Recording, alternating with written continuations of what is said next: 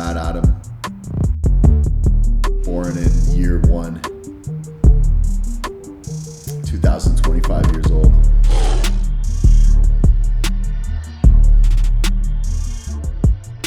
So when I started really getting into art, like around 15, 16. So we would just, me and a few friends, we lived at this house. So we all left at like 16 years old kind of thing. We lived at this house and we would just do graffiti like every night. So we would go out and just vandalize shit all night, every night. And then that's what started that. And then like the love of art, just like art. The love of destruction. Oh, okay. Yeah, it was like we didn't see it as art. Yeah. There was nothing about it that I was like, I'm an artist at first. And then it evolved into that. What do I want to do? Like maybe crying. And I honestly thought like graffiti was it. Like that's it, till I die. Like and then that just evolves into so many different things.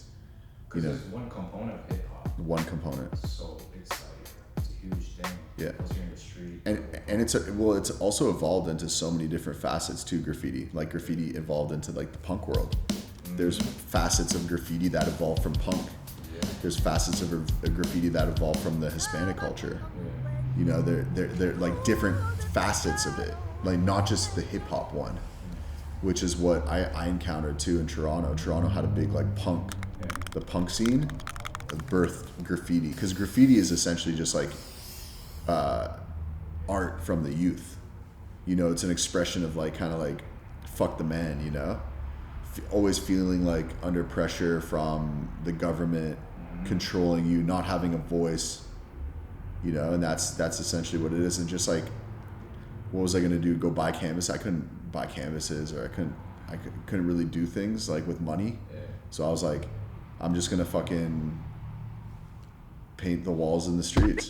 Oh yeah, that's better. But then it evolved into like street art. Then it evolved into like painting canvases. Then it evolved into other things, and into Unwrap Steal. Set up. Okay, I'm gonna start climbing.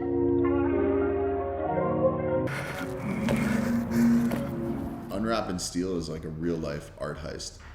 So I basically wrap my art like gifts, and I put them up in the world, and people go steal them. And it's gone super viral. I've had hundreds of millions of views, thousands of people worldwide trying to steal art, and it's insane.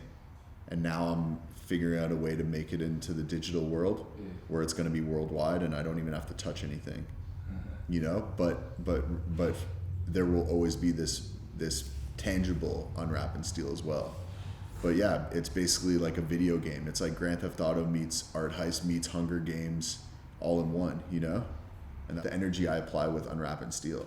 It's like, these are these canvases, and consistency and repetition.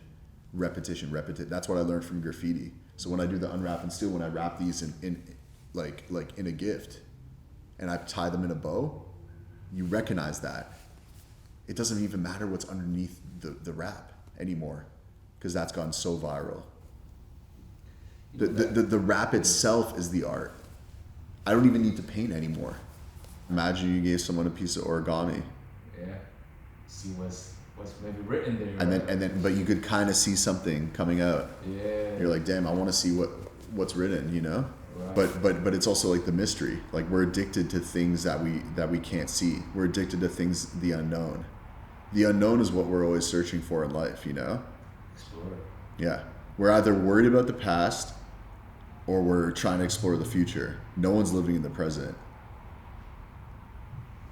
I don't even think it's like, I love the present, but I live so much in the future that I forget to even live sometimes. All I think about is like, what's next? Yeah, what's next? Like, what's next? Like, what's the plan? I set out little goals, and then I try to accomplish them. That's it. And then those evolve into bigger things. The future is important, but the past, bro, it's like, if like I was talking to my wife about this last night actually. So when you think about the past, all you're doing is stopping yourself from moving. You know, you're thinking about things that have already happened. And a lot of the times, like, we can't control, you know, and we always evolve as humans. So if we're always evolving, right? If we're always evolving as humans, we can't think about the past because now we have a different perspective on life. Even an hour that moves forward, you have a different perspective than an hour ago.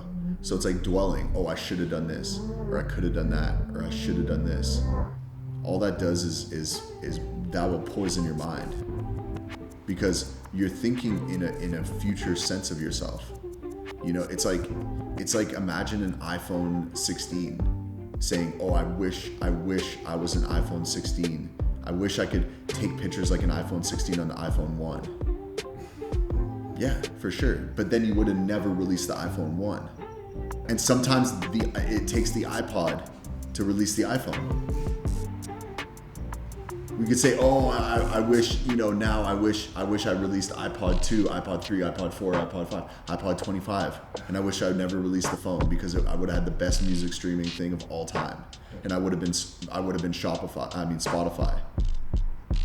If I stayed on iPod. But you're not. You become the iPhone. Like the Apple computer. Like imagine like, oh, I wish we kept doing IMAX. Like, you know those colorful IMAX? Oh, I wish we kept doing IMAX. Like, everything evolves. And that's why like people like BlackBerry. They never evolved. You can try to be the best at what you do and sometimes it just doesn't work out. It's like the frequency of society, right? Yeah. So you gotta match upon whatever the taste Yeah. for people. Yeah. It's like Playboy Cardi, like people are addicted to that frequency, and people are, like young kids are very drawn to that music. Yeah. So it's like, I love Playboy Cardi.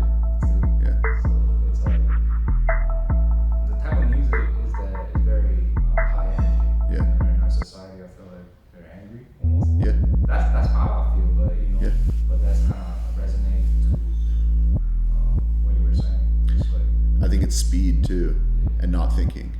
man, Like when you do that, like the boom bap and stuff, why do you think that it's like it's evolved? If you're still making like Tribe Called Quest rap in 2025, like you're probably behind the curve. yeah, You haven't evolved. You could be the best rapper in the fucking world, but you're behind the curve. You're thinking too much. You're sitting down, you're writing rhymes. yeah. That's not music where it is right now. This is music. Like this is modern art right here. This is what's now. No thought. You know, if I spent, you know, 45 hours drawing the perfect portrait of Bob Marley, you know, my art's probably going to be sold outside of the Dodgers Stadium. But if you make art from your emotions without thinking, that's the key to the doorway. You could open up the gates to heaven with that. You know, like we were talking about before, like thinking, thought. If you can't look at something and stay there for a certain amount of time, like why would you ever even want it? If I understand what something is, like the minute I see it, does it have the depth necessary to actually like move me as a human? You know, like you might look at this for 5 weeks hung up on your wall, and then after 2 years you see something different that you've never seen before. Because you evolved. Yeah, because you evolved. Yeah. Your thoughts evolved with the art, and if you can make art like that, that's what it is. That's the highest form of art. And also like think about it too. Like you're almost becoming a hypocrite of yourself as an artist if you stay on one thing. Because I know deep down you want to evolve, but you don't because you think that that's what people want. So therefore you start making art for people rather than yourself. I agree. You start making art to fit in. And the ego crawls in. Yeah. Like, And that's why people become old heads, because they never evolved.